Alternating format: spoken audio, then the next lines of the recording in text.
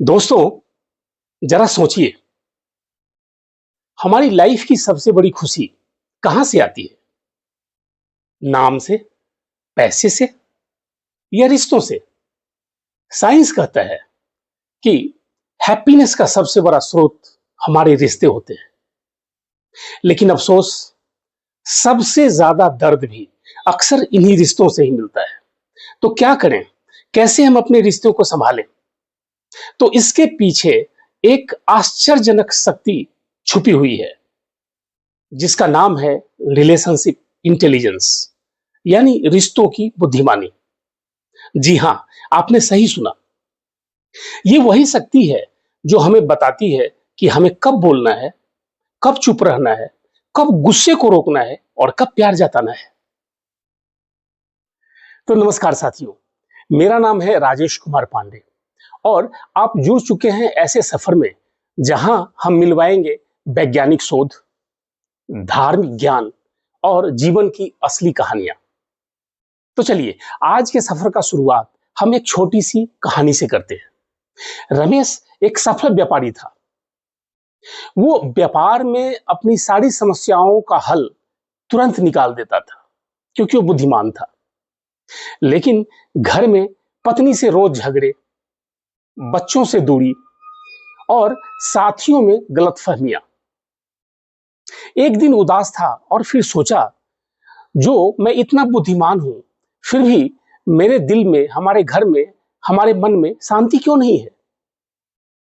तो उसका मित्र बड़े मुस्कुराते हुए बोला, जो रमेश, तुम बुद्धिमान हो, लेकिन कमी है तुम में रिश्तेदारी की बुद्धिमानी की, यानी रिलेशनशिप इंटेलिजेंस की। साथियों, अगर हम धार्मिक पहलू को देखें तो धर्म भी हमें यही सिखाता है कि रिश्ता हमारा सबसे बड़ा धन होता है। गीता कहती है, समदर्शी बनो, यानी सबको समान दृष्टि से देखो। बाइबिल कहती है, love thy neighbour as thyself. वहीं बुद्ध सिखाते हैं, करुणा ही सबसे बड़ा रिश्ता है। Compassion is the greatest relationship. यानी सभी धर्म ये बताते हैं, जो रिश्ता संभालना सिर्फ सामाजिक नहीं बल्कि आध्यात्मिक कर्तव्य भी है। विज्ञान में भी एक रिसर्च में पाया गया कि हर इंसान की खुशी का 10% बाहरी चीजों पर निर्भर करता है, जैसे धन, दौलत, इज्जत, शोहरत।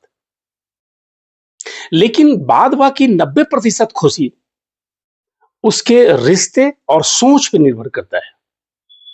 हार्वर्ड यूनिवर्सिटी के द्वारा रिसर्च में, एक लंबे रिसर्च में जो करीब 75 ईयर्स तक चला, नाम था हार्वर्ड एडल्ट डेवलपमेंट स्टडी। उसमें उन्होंने निष्कर्ष में पाया, जो कि जिनके पास बेहतर रिश्ते रहते हैं उनकी आयु लंबी होती है, उनका बुद्धि शार्प रहता है और वो ज्यादा खुश रहते हैं। न्यूरोसाइंस के शोध ये बताते हैं कि जब हम दयालुता या सहानुभूति रखते हैं तो हमारे मस्तिष्क में ऑक्सीटोसिन नामक हार्मोन रिलीज होता है। इस हार्मोन को लव हार्मोन या बॉन्डिंग हार्मोन भी कहते हैं। यह हार्मोन हमारे रिश्तों को गहरा बनाने में सहायक होता है। वहीं मनोवैज्ञानिक शोध बताते हैं कि जिन रिश्तों में संवाद यानी कम्युनिकेशन, समाधान यानी सॉल्यूशन करने की क्षमता होती है, उनका तनाव 47% कम हो जाता है। यानी अच्छा रिश्ता हमें तनाव से भी मुक्ति नहीं देता है, बल्कि हमें स्वस्थ भी रखता है। वहीं प्रसिद्ध मनोवैज्ञानिक डैनियल गोलमैन कहते हैं कि relationship intelligence, IQ intelligence quotient और ईक्यू इमोशनल क्वोशेंट जैसा ही जरूरी है। आईक्यू आपको बेहतर नौकरी दिला सकता है, ईक्यू आपको भावना पे कंट्रोल करना सिखाता है, लेकिन रिलेशनशिप इंटेलिजेंस आपको जीने की कला सिखाती है। यानी आपके दीर्घायु और खुशी जीवन का राज है अच्छे रिश्ते, और उसके लिए बेहद जरूरी है इंटेलिजेंस रिलेशनशिप के बारे में जानना। तो चलिए, आपको बिना देर किए हुए मैं इंटेलिजेंस रिलेशनशिप को कैसे बेहतर बनाएं, उसके कुछ खास टिप्स दिए देता हूं। अगर इसे आप अपनी जिंदगी में अपनाएंगे तो आपके रिश्ते खिल उठेंगे। तो पहला, सुनना सीखिए, एक्टिव लिसनिंग। सिर्फ सुनिए ही नहीं, समझिए। कई बार हम ठीक से सुनते नहीं हैं और जवाब देने की तैयारी शुरू कर देते हैं। सोचिए, अगर कृष्ण अर्जुन की नहीं सुनते तो गीता कहां से होता। इसीलिए एक रिसर्च ये भी बताता है कि अगर हम किसी चीज को, किसी बातों को ध्यान से सुने तो 85% कॉन्फ्लिक्ट वहीं खत्म हो जाता है। दूसरा, अपनी समझ, अपने विचार, व्यवहार को समझें। और इसके बीच में आ रहे आता है आपका ईगो, अहंकार, और दूसरे को रेस्पेक्ट नहीं देना। तो अगर हम दूसरे को रेस्पेक्ट देते हैं और अहंकार हम अपना नहीं रखते हैं तो रिश्ते काफी अच्छे चलते हैं। पति पत्नी के बीच में ज्यादातर झगड़ा मेरा कहना मानो यही होता है। तीसरा टिप, दूसरों की समझ, इंपैथी, संवेदना। दूसरे के विचारों को समझिए, महसूस कीजिए। न्यूरोसाइंस कहता है कि हमारे ब्रेन में मिरर न्यूरॉन्स होते हैं जो दूसरी की परेशानी या खुशी को एहसास दिलाते हैं, महसूस कराते हैं।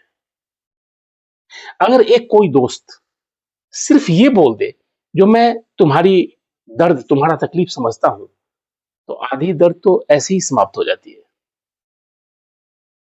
अगला पॉइंट, ट्रस्ट बिल्डिंग।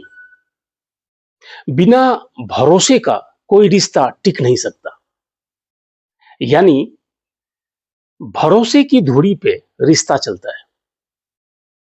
तो सामने वाले की बाउंड्रीज का ध्यान रखें, स्पेस का ध्यान रखें, जिससे रिश्ता मजबूत और टिकाऊ होगा। अगला और अंतिम पॉइंट, ग्रेटिट्यूड एंड फॉरगिवनेस, कृतज्ञता और क्षमा करना। पॉजिटिव साइकोलॉजी स्टडीज में यह पाया गया कि जो लोग कृतज्ञ होते हैं, आभार जताते हैं, उनमें डिप्रेशन 30% कम जाता है। एक बार माफ कीजिए और एक बार धन्यवाद, ये आपके रिश्ते को बचा सकते हैं। और क्षमा, फॉरगिवनेस, धर्म भी बोलता है क्षमा वीरस्य भूषणम, क्षमा वीरों का आभूषण है। इसीलिए किसी गलती पे बार बार अड़िए नहीं, कभी माफ कर देना भी जीत होता है, क्योंकि रिश्ता हमारे जिंदगी में एक अहम रोल अदा करता है। याद है कहानी रमेश की। रमेश ने सिर्फ अपने जीवन में 3 पॉइंट पे वर्क किया। पहला, बात बात पे अपनी पत्नी को टोकना छोड़ दिया। दूसरा, बच्चों के साथ आधा घंटा समय व्यतीत करने लगा और अपने दोस्तों से बात करने पे सिर्फ एक ही बात बोलता था, मुझे रिश्ते प्यारे हैं, रिश्ते में जीत जरूरी है, झगड़े में जीत जरूरी नहीं है। बस देखते ही देखते 6 महीने में रमेश का घर और साथी सभी जुड़ गए और जिंदगी बड़े ही आराम से कटने लगी। तो ये सिर्फ रमेश की कहानी नहीं है, ये हम सब के जिंदगी में हर घर घर की कहानी है। अगर हम रिलेशनशिप इंटेलिजेंस पे ध्यान देते हैं, अगर हम अपने रिश्ते को बचाने पे ये छोटे छोटे टिप्स अपनाते हैं, तो हमारा रिश्ता जाहिर है बहुत अच्छा होगा। और रिश्ता अच्छा है तो आप स्वस्थ रहेंगे, आप दीर्घायु रहेंगे और आपकी जान पहचान सभी अच्छे लोगों की श्रेणी में रख के किया जाएगा। तो ये है आज का एक सुविचार। याद रखिए, असली दौलत बैंक बैलेंस नहीं बल्कि रिलेशनशिप बैलेंस है।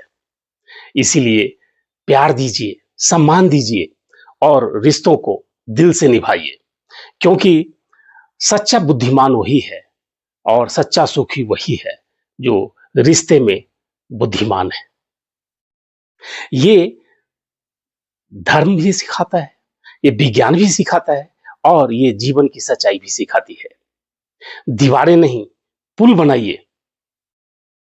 तो आज की यात्रा को हम यहीं विराम देते हैं। मेरा आज का ये विचार आपको कैसा लगा? अगर अच्छा लगा तो जरूर अपने जनों को प्रेषित कीजिए, क्योंकि इससे किसी की जिंदगी संवर सकती है। तो फिर मिलते हैं अगले स्टेशन पे आपके साथ, फिर नए विचारों के साथ। तब तक के लिए धन्यवाद। जय हिंद।